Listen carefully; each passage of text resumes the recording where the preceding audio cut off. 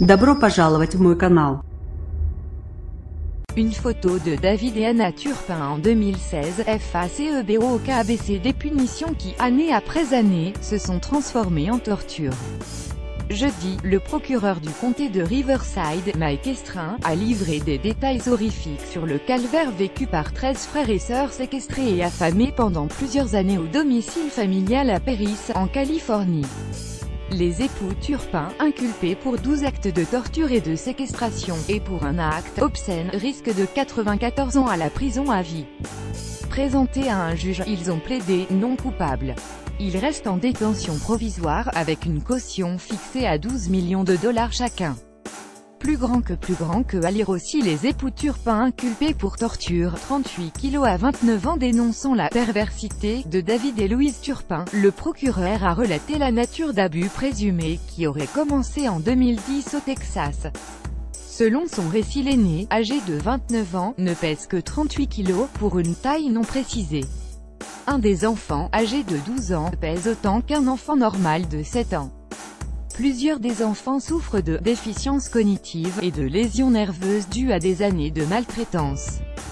Ils étaient parfois enchaînés pour plusieurs mois d'affilée, sans être autorisés à aller aux toilettes. Les parents ont d'abord utilisé des cordes avant de passer à des chaînes cadenassées après qu'un enfant a réussi à se libérer.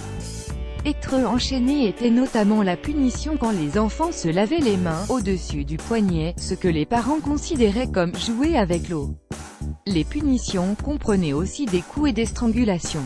Les enfants n'étaient autorisés à se doucher qu'une fois par an. Ils ne sont pas allés chez le dentiste depuis au moins 4 ans. Certains ne savaient pas ce qu'était un policier et l'adolescente de 17 ignorait ce qu'était un médicament. Aucun enfant n'avait accès à des jouets alors que de très nombreux ont été retrouvés dans la maison, toujours dans leur emballage. L'acte obscène sur un enfant concerne la façon dont le père avait ligoté l'une de ses filles, âgée de 14 ans. La fratrie préparait, depuis plus de 2 ans, un plan d'évasion.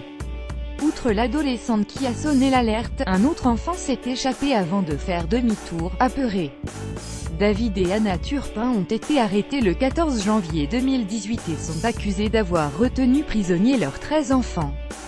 Riverside Police. Comment un tel drame est passé inaperçu? La police et les services sociaux ont expliqué qu'ils n'étaient jamais intervenus à cette adresse et n'avaient reçu aucune plainte. C'est notamment parce que les enfants étaient scolarisés à domicile. Et, en Californie, il n'y a aucun contrôle obligatoire, explique à 20 minutes Rachel Lazarus, de la Coalition pour une éducation à domicile responsable, un groupe qui milite pour réformer le homeschooling. La maison de David et Anna Turpin, à Perris, en Californie. Google Maps. Selon la loi californienne, les parents doivent être capables d'enseigner, mais, contrairement à la France, il n'y a aucune mesure en place pour vérifier que le programme scolaire est bien suivi, mesurer les progrès de l'enfant ou s'assurer que les conditions à domicile sont adéquates.